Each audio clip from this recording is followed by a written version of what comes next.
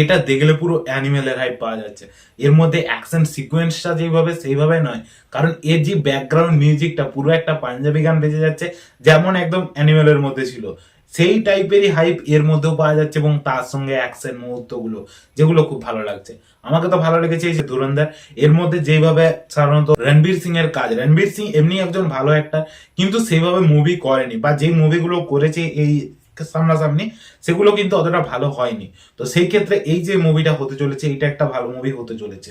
তার মেন কারণ এর যে ডাইরেক্টর উরি তৈরি করেছিল, উরি কম বাজেটে কেমন ফিল্ম তৈরি করেছিল আপনারা হয়তো জানবেন। সেই ক্ষেত্রে এরম একটা মুভি তৈরি করছে আবার, এবং তার মধ্যে রয়েছে রণবীর সিং, এবং রণবীর সিং এমনি একজন ভালো পারফরম্যান্স, ভালো অ্যাক্টার আপনারা বলতে পারেন।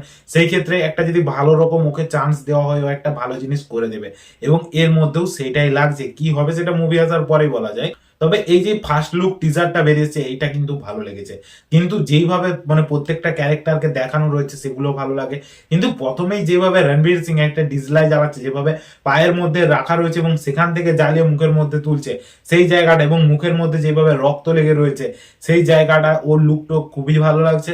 তার সঙ্গে যেভাবে এই যে জিনিসটা সেটা ভালো লাগছে, তার সঙ্গে যেভাবে প্রেজেন্টেশন, তার সঙ্গে ডায়লগ প্রেজেন্টেশন, ঘায়াল হুঁ ইসলিয়ে খুনখার হুঁ, এই যে ডায়লগ গুলো এগুলো খুব ভালো লাগে। তার সঙ্গে পাঞ্জাবি গানটা, তার সঙ্গে অ্যাকশন মুহূর্তগুলো, সেগুলো কিন্তু ভালো লাগে।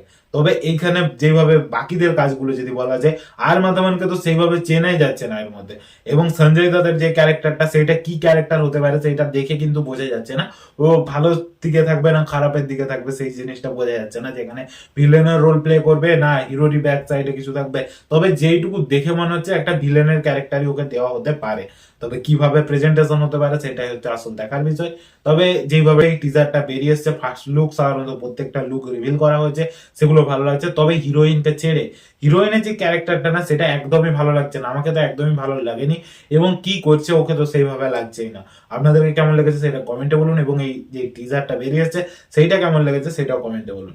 যদি আমার ভিডিওটা আপনাদের পছন্দ হয় অবশ্যই একটা লাইক করে চ্যানেলটাকে সাবস্ক্রাইব করে দিন। আর আজকের জন্য এতটুকুই, ভিডিওটা দেখার জন্য ধন্যবাদ।